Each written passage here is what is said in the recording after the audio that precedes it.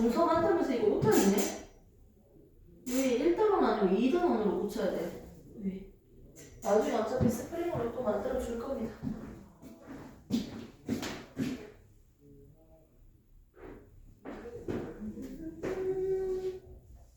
그래도 교실 좀 깨끗하니까 기분 조금 나네요.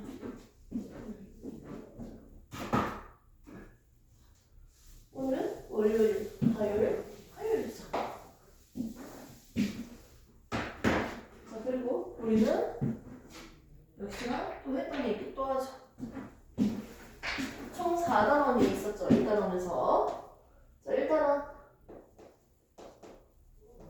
뭐가 나온다? 화학 반응에 대해서 배웠고요. 화학 반응식도 세워봤고요. 맞죠? 그 반응식 세우고 난 뒤에 또 뭐도 했다? 법칙도 배웠죠. 규칙. 3가지 규칙이 있었죠? 그리고 화학 변화가 일어날 때 에너지 출입에 대해서, 변화에 대해서 우리가 봤습니다. 이게 1단원 화학에 대해서 우리가 배웠네요. 자, 이제 배울 2단원.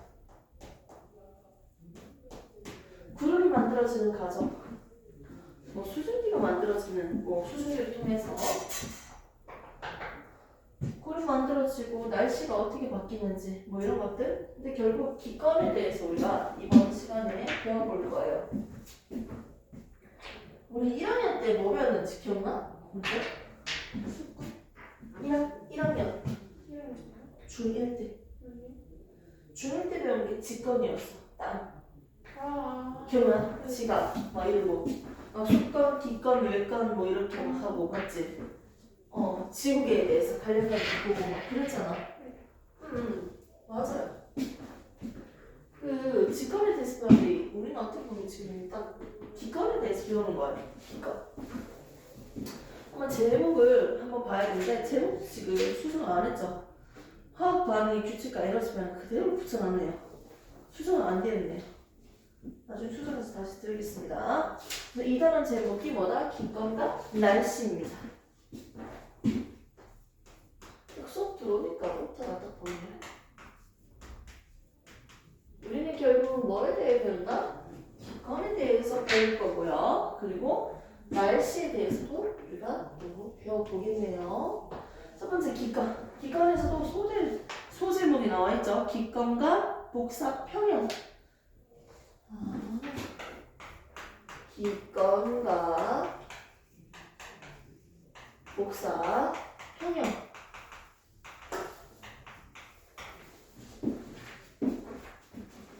평행이 아니고 평형이네요.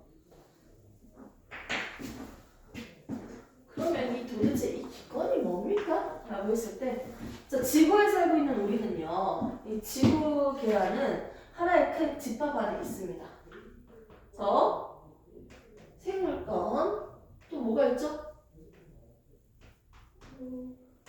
수권, 땅덩어리, 지권, 또 기권. 그리고 우주 바깥으로 외권. 서로 상호작용하면서 지내고 있는 대표적으로 5가지가 볼 수 있겠네요. 자, 여기에 있는 이 기권을 지금 얘기할 건데요. 우리가 알고 있었던 이 직권은요, 이 지구에서 지구 중심은 내핵, 외핵, 멘틀, 지각 이런 것들이 다 직권이었어요. 그러면 여기서 말하는 이 기권은 이 지표로부터 땅덩어리 지표로부터 몇 킬로미터까지 약 1000킬로미터까지를 우리가 뭐라고 얘기한다? 대기가 존재하는 층이다. 대기권이라고 하고 또 다른 말로는 기권이라고 합니다. 어디까지? 지표로부터 1000km까지요. 아니 1000km까지요? 겁나 넓은데? 우리 학원이 한 몇 미터 되지? 100m? 100m 되나? 저기서 저기까지? 될 것 같아? 그것도 좀 짧은 거잖아? 맞지? 100m보다 맞지? 100m 달리기 뛰잖아. 학교 운동장 보통 한 바퀴 돌면 몇 미터지? 한 300m 되나? 학교 운동장에 따라 다르긴 한데 일반 운동장, 공준의 학교는 100m 달리기 한 적 있어요? 네. 대충 그 학교 운동장 보면 요만하잖아요. 이렇게 생겼잖아. 100m 운동장 뛸 때 100m 뛸 때 한 요 정도에서 요 정도까지였어? 느낌적으로?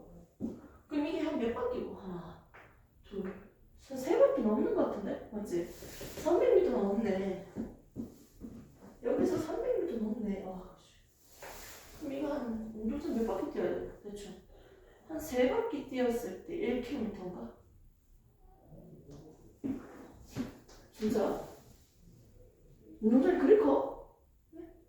운동장이 그렇게 커? 1km가 생각보다 별로 안 되네? 근데 그 1km에서 1000배예요, 1000배. 공기 좀 올라갔을 때. 지표율부터, 우와, 1000km까지네. 대기가 있는 영역. 그걸 우리가 대기권이라고 하고, 또 다른 말로는 기권이라고 하겠죠. 기권은 1000km까지인데. 이 대기 자체를요, 여기서도 여러 개로 또 쪼개서 볼 거예요. 자, 내가 살고 있는 이 지표 땅에서 약 11km까지를 우리가 뭐라고 하냐면 대륙간이라고 해요. 그래서 진짜 지역마다 또는 계절마다 좀 달라지는 경우도 있거든. 약 10km에서 13km인데 대략적으로 이제 교재에서는 보통 교육과정에서 11km까지를 대륙간이라고 얘기합니다. 공기들이 있는데 공기가 보통 어디에 많이 있냐면 지표면으로 가까워질수록 여기에 엄청 많이 있어요. 공기들이 이렇게 많이 있고 위로 갈수록 줄어들어요. 거의 희박하지. 위에는 거의 없다고 보면 될 정도긴 하지.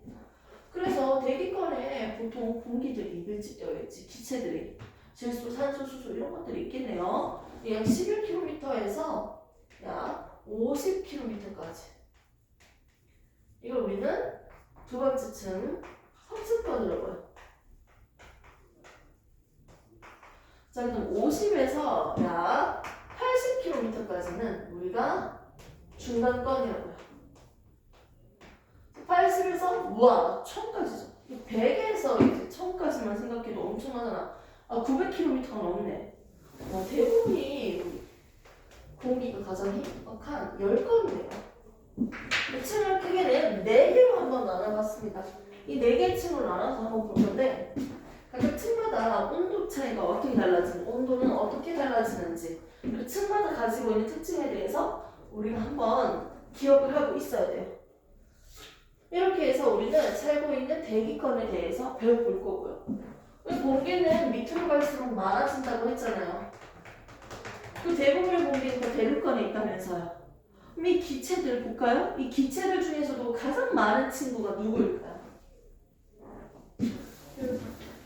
그 옛날 시대부터 항상 많았어. 대기권에. 질소. 반응성이 되게 작은 친구인데요. 앞글자 따서 외워볼게요. 질, 산, 아, 이. 이하 생략. 더 있겠지만. 질소, 산소, 아르곤, 이산화탄소 순서입니다. 자, 이때 대기에 있는 기체 중에서 가장 많은 건 누구다? 질소인데요. 질소가 약 78%는 질소예요. 전체 기체 중에서. 그리고 21%는 산소예요. 그럼 이 나머지 몇 퍼센트예요? 1%야. 나머지 이것들은 뭐다? 약 1%겠지. 대부분이 질소랑 산소로 이루어져 있다고 얘기하면 되겠네. 맞죠? 그 질산, 아이 이렇게 외워주시면 됩니다. 이런 기체들이 여기에서도 질산 아이는 몇 대 몇 대 몇? 78대 21대 1. 이해돼? 기체들이 어느 정도 있는지 기체의 비율을 봤을 때 78대 21대 1이겠네요. 성층권에서도 한번 볼까요? 질소, 산소 얘들 어떻게? 78대 21대 1. 위에서도 78대 21대 1. 뭐 이런 식으로 되겠네요. 기체들의 조성은 똑같은데요. 기체들의 양이 적고 많고 차이겠지. 이 상태에서 한번 봅시다. 높이에 따라서 온도 변화가 어떻게 달라지는지.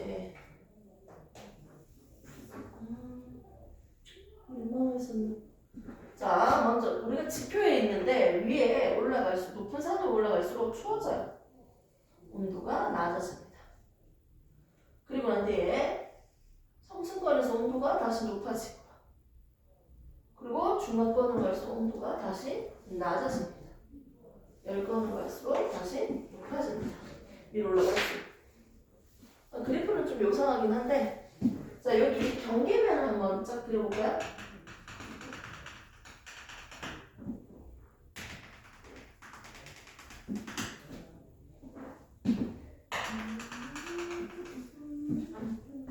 경계면 밑에 있는 거 대륙권, 성층권, 중간권, 열권 있잖아. 이 경계면을요, 우리는 계면이라고 해요. 계면. 근데 아래층의 이름을 따서 대륙권 계면,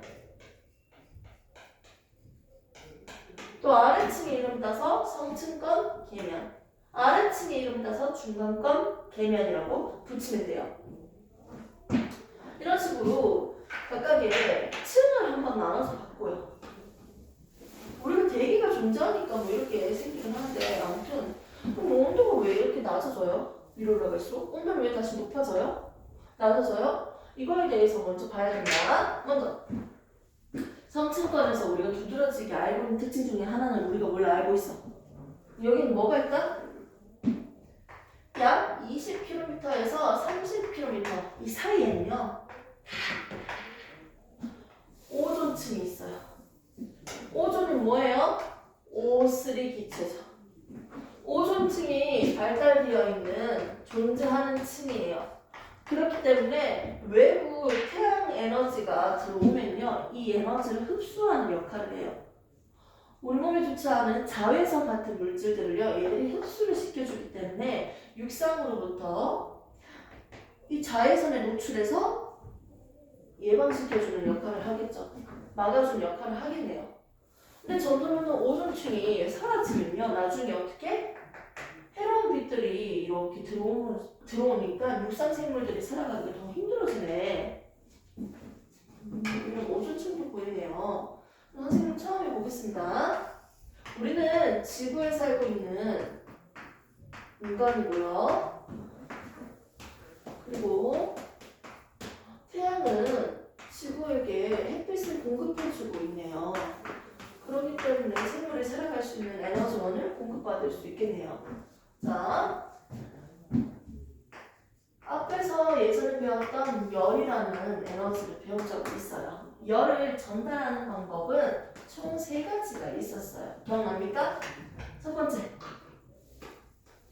전도. 그렇지. 그렇지. 자, 여기서 이 복사는요, 그 누구의 도움을 받는다, 안 받는다? 안 받는다. 그리고 직접적으로 전달하는 방법이었다. 기억나죠? 대표적인 게 태양 복사였어요. 자, 이렇게 복사의 방법으로 태양 에너지가 온도가 높은 이 열이요, 어떻게? 방출되고 있어요. 그럼 지구로 전달할 수 있겠네. 맞죠? 자, 태양으로부터 주는 에너지니까 얘는 무슨 에너지? 태양 복사 에너지라고 합니다. 그럼 지구 입장에서는요, 이 태양 복사 에너지, 열을 받아서 어느 정도 흡수했다가 저장하고 다시 방출할 거예요. 우주로. 오케이? 지구에서 내보내는 에너지, 복사 에너지를 우리는 뭐라고 한다? 지구 복사 에너지라고 합니다. 기본적으로 들어오는 게 있고 나가는 게 있어요. 들어오는 게 있고 나가는데 흡수된 만큼 다 내보내고 있습니다. 복사 평형을 이루고 있기 때문에 우리 지구의 온도가 크게 변동되지 않고 일정한 온도를 유지할 수 있는 거예요. 근데 여기에서는 왜 위로 올라갈수록 온도가 낮아질까요? 지구 복사 에너지가 있겠지. 우주에서부터 지표로 햇빛이 올 거 아니야. 그러면 땅에 흡수되는 에너지가 있는데 흡수됐다가 어떻게 다시 방출하는 에너지가 있죠. 이 에너지를 뭐라고 할까? 지구 복사 에너지라고 했습니다. 이렇게 방출하는 에너지 중에 대표적인 에너지가 우리는 적외선이라고 해요. 밤에 촬영하고 있는 촬영 카메라 이름을 적외선 카메라 이렇게 하잖아. 자, 그 다음에 태양으로부터 들어오는 태양 복사 에너지 대표적인 게 뭐다? 자외선이라고 우리가 보통 얘기하죠. 자외선 조심해야 돼. 선크림 발라. 자외선. 자, 먼저 지구에서 복사하는 에너지, 지구 복사 에너지가 이렇게 비춰줄 텐데 에너지는 위로 올라갈수록 지표로부터 멀어지니까 도달하는 양이 줄어들겠지. 난로 앞에 있는 게 더 뜨겁잖아요. 멀어질수록 도달하는 양이 적어지네요. 지구 복사 에너지에 도달하는 양이 감소하기 때문에 위로 올라갈수록 온도가 낮아집니다. 첫 번째 이유. 온도가 왜 이렇게 된다? 지구 복사 에너지 도달하는 지구 복사 에너지의 양 감소. 그래서 위로 올라갈수록 파견된다. 자, 그 다음에는요, 이 두 번째 층을 보겠습니다. 그럼 여기서는 왜 올라가는데요? 물론 위에 태양이 우주잖아. 그럼 위로 올라갈수록 태양이랑 가까우니까 온도가 올라갈 수 있지. 태양이랑 가깝잖아. 근데 여기서는 성층권이야. 그럼 성층권에 있는 오존층은요, 무슨 빛을 흡수한다? 태양 복사 에너지. 대표적으로 자외선을 흡수하겠죠. 아무튼 에너지를 흡수했다가 인마들이 다시 방출시킬 거야. 맞죠? 즉 흡수하는 에너지 때문에 위로 올라갈수록 태양이랑 가까워져서 온도가 올라갈 수도 있지만 이 층 자체는 뭐가 발달되어 있으니까 그냥 오존층이 발달되어 있기 때문에 층 전반적으로 온도가 높아진다 라고 설명하는 게 맞습니다. 자, 세 번째 층을 보겠습니다. 얘도 지구 복사 에너지에 도달하는 양이 어떻게 될까요? 위로 올라갈수록 줄어드니까요.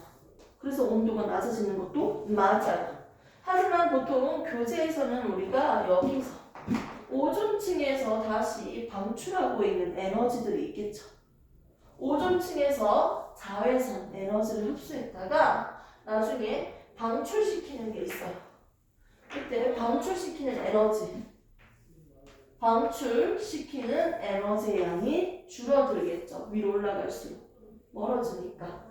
그래서 두 가지 의미가 있는데 오존층에서 방출시키는 에너지의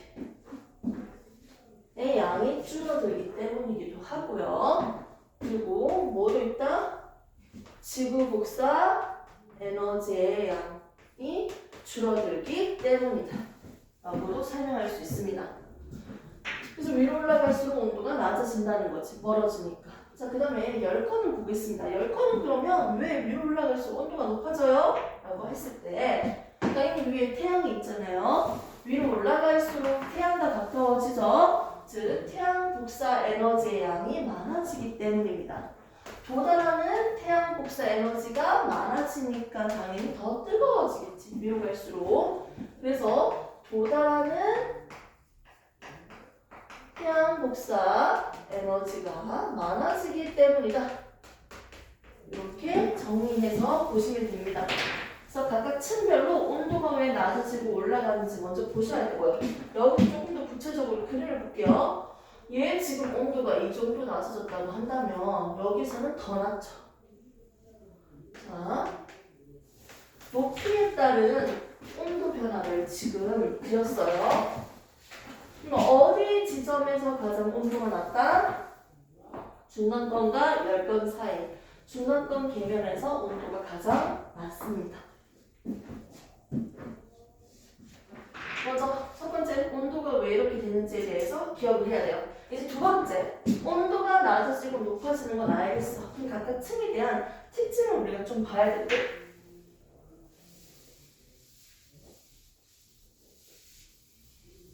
자, 그 특징에 대해서 한번 정리할게요. 첫 번째는요, 어머! 물, 수증기. 물이 존재하는 곳이 어디다? 여기요. 대륙과. 수증기가 존재하기 때문에 뭐가 생길 수 있을까요? 물이 있으니까 뭐가 생길 수 있어? 기상현상이 생길 수 있어. 눈 오고, 비 오고, 이런 것들 다.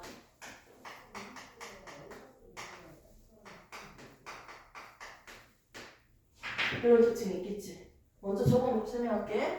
자, 밑에 있는 온도는 높고요. 위에 있는 온도는 차갑죠. 컵을 한번 그려볼까요? 밑에 있는 층은 온도가 따뜻해요. 따뜻한 물 위에 뭐가 있다? 찬물이 있는 거야. 이게 안정해요? 불안정해요? 불안정해요. 왜 따뜻한 게 무거워요? 차가운 게 무거워요? 차가운 게 무거워요. 따뜻한 건 위로 올라가려고 하잖아. 부피가 더 팽창하면서 가볍게 올라가는데, 자, 불안정합니다. 자, 무게적으로 비교를 해볼게요. 가벼운 친구가 밑에 있고요. 상대적으로 무거운 친구가, 밀도가 더 큰 친구가 위에 있어요. 그러니까 불안정하잖아. 그럼 무거운 녀석은 밑으로 내려오려고 하고요. 가벼운 녀석은 위로 올라가려고 하지. 막 섞이지. 이게 무슨 현상이다? 대류 현상이 나타납니다. 에너지의 이동이 발생한다는 거죠. 자, 얘는 무슨 층이니까요? 불안정한 층이니까요. 됐습니까? 자, 그러면 밑에 있는 게 따뜻하고 위에 있는 게 차가운 층은 또 어디에 있을까요? 자, 여기에는 있겠죠? 중앙권도 밑에 있는 게 따뜻하고 위에 있는 게 상대적으로 차갑죠? 그럼 얘도 무슨 층이다? 불안정한 층입니다. 불안정한 층이기 때문에 이 층에 무슨 현상이 또 있다?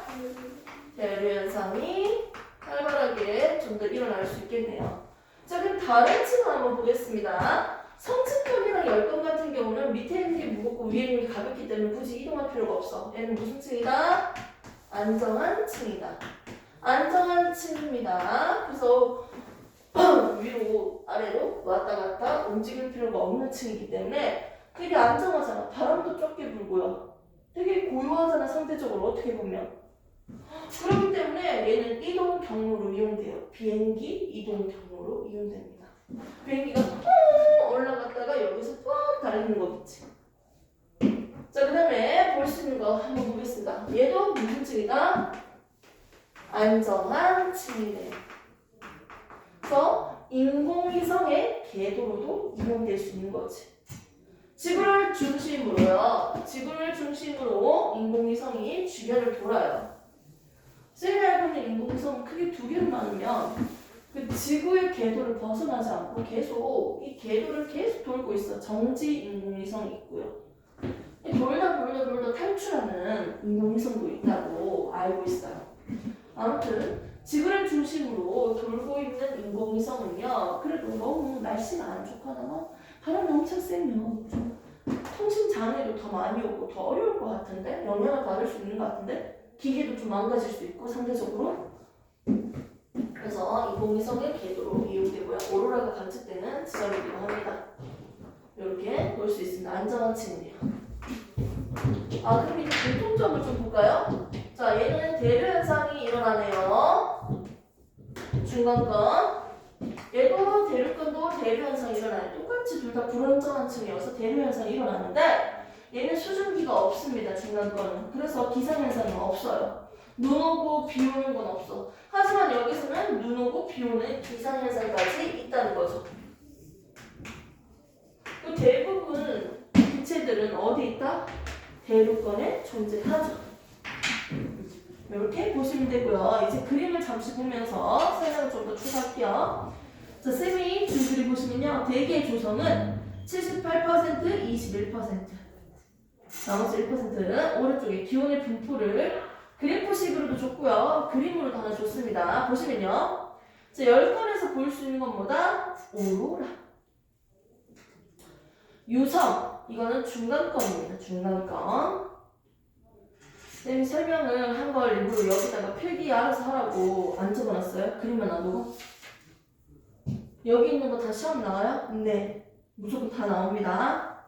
유성에 대한 설명만 조금만 해줄게요. 유성은요, 떨어지는 돌덩어리야. 그러니까 외부에 있던 해성에 있던 그 조각들, 돌덩어리가 떨어지면서 대기와 마찰을 하면서 스스로 타고 없어져요. 별똥별 생각하면 되겠지. 돌덩어리 떨어지고 있는데 대기 떨어지면 대기 마찰 때문에 다 타버리는 거야. 빛을 내면서. 그럼 남아있는 게 없지. 그게 유성이고요. 떨어지다가 그래도 남아서 바닥에 떨어졌어. 이걸 뭐라고 해요? 운석이라고 하죠. 이건 멸덕이라고 하던데. 아무튼 유성이 어디에서 관측된다? 중간권에서 관측이 된다. 그런 특징. 비행기의 항로로 이용되고 있는 게 성층권, 인공위성의 궤도로 이용되고 있다. 통신장애가 나타나기도 하고 오로라가 관측된다. 선생님이 좋아하는 드라마 이름이 오로라 공주예요. 전소민, 전소민, 전소. 자, 전소민 누군지 알아요? 연기를 너무 잘했거든요. 아무튼 그 오로라. 그 해외에 나가서 저 오로라 관측하잖아. 이렇게 볼 수 있습니다. 잠깐만 뒤로 넘기십니다. 오존층이 없다고 생각했을 때 뒷건의 구조는 지금처럼 한 4개의 구간으로 나눠지는 게 아니고 단순하게 2개로만 나눠지는 거야. 사실 오존층이 존재하기 때문에 성층권의 온도가 위로 갈수록 높아진다고 했잖아. 그러면 오존층이 사라진다면 또 높아지는 층이 없으니까 그냥 단조롭게 온도가 낮아졌다가 일정 구간에서 다시 높아지겠지. 층이 이렇게 4개의 층으로 나눠졌던 이유는요, 오존층이 존재하기 때문이다. 이렇게 정리를 해주시고 잠시 쉬는 타임 가졌다가 사례도 붙이도록 하겠습니다.